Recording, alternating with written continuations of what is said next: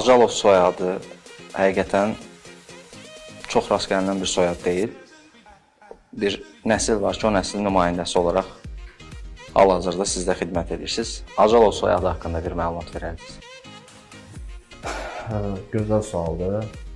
Təşəkkür edirəm suala görə.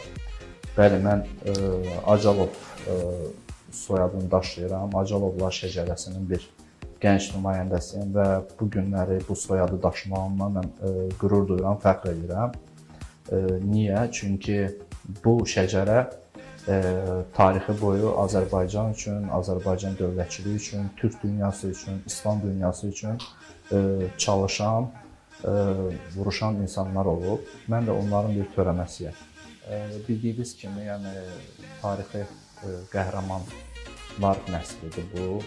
Onların ən öndə gedənləri İsrafil bəy Acalov və Emin bəy Acalovlar olub ki, İsrafil bəy Acalov Borçalı bəylər bəyi olub və 31 mart ermənilərin Azərbaycanlılara qarşı törətdiyi soyqırımın qisasını alan bir Borçalı bəy olub və ermənilərin tarixi qəhrəmanı, xalq qəhrəmanı Azərbaycanı və onun ordusunu məhv etmiş bir insan olub. Onun ana tərəfdən törəməsiyəm.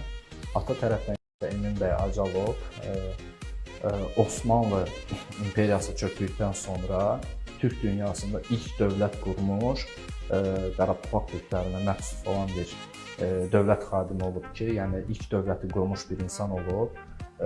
Bəzi mənbələrdə Kars İslam Türk Cümhuriyyəti gedir adı və bəzi mənbələrdə isə Cənub-Qərbi Qafqaz Türk Cümhuriyyəti gedir. Həmin dövlətin dövlət başçısı olub Emin bəy Acalov. Yəni dövlət xadimi olub, ictimai xadimi olub. Onun da ata tərəfdən törəməsiyəm. Maşallah.